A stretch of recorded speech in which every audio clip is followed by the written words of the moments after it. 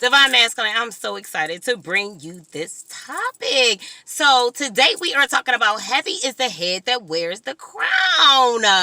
And realizing that when you are the king of your crew, right? And what does that mean? Like, how do you carry that, right? Like, how do you mix in knowing that you have a higher purpose in life, knowing that you are chosen, and then mix it and mesh it into like your regular life, right?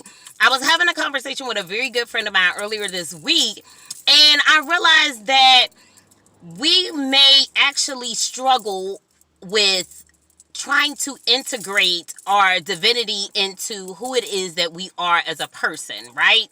And I believe that God is not really calling us to live in a life of judgment, self-judgment, right? We're not here to be judged by other people, and we're not here to be told how to do what it is that we do well, right?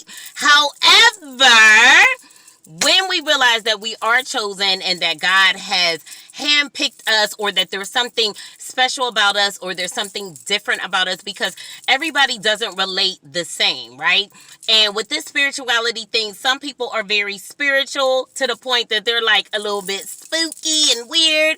And then some of us recognize that, like, we have a good relationship with God, and we know that we live our lives according to being aligned with a higher power, right? But I just want to break it down to y'all just a little bit, right? So for those that resonate with being chosen, or being here for a higher purpose, or just having a calling on your life, or just being special to God, or however it is that you want to formulate it in your mind, right? Or however it is that you articulate it, right? I just want to give you guys just like a few little pointers on exactly like what the heck what does all of that mean, right? Like, what? Like, so what does that mean? Like, how do I be, a real person? Like, how do I be like a real dude, right? How do I stay 10 toes down and then at the same time incorporate divinity into my life? So I'm going to help you guys out a little bit, okay? So first of all, heavy is the head that wears the crown. What does that mean, right? That means when you are chosen, when you have a call on your life, when you know that you are special to God, when you know that you have a special assignment to fulfill in this earth, that means that you kind of got like an invisible crown on your head, right? So women talk a lot about being queen and, straightening your crown and all of that kind of stuff. And men don't necessarily, use that type of verbiage. But I know that there are certain men who know and resonate with the fact that they are different, they are chosen, and that God does have something special for them to do in their lives, right? So how do we take that a step further, right?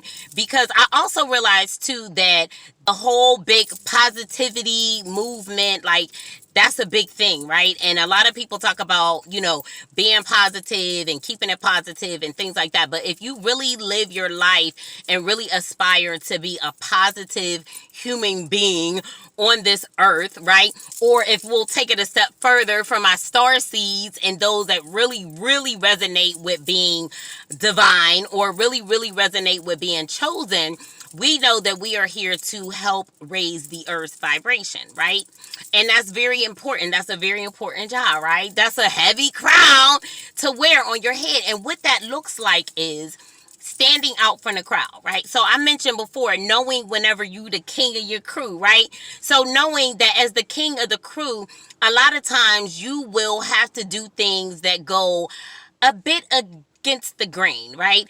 And always, those of us that are called to be in a leadership role, like, sometimes it can get a little bit lonely in that there's not a lot of people that are on our level. There's not a lot of people that are called to do the things that we are called to do. There's not a lot of people who have the assignment that we have, and we all have a different assignment, and God has given us all gifts, right?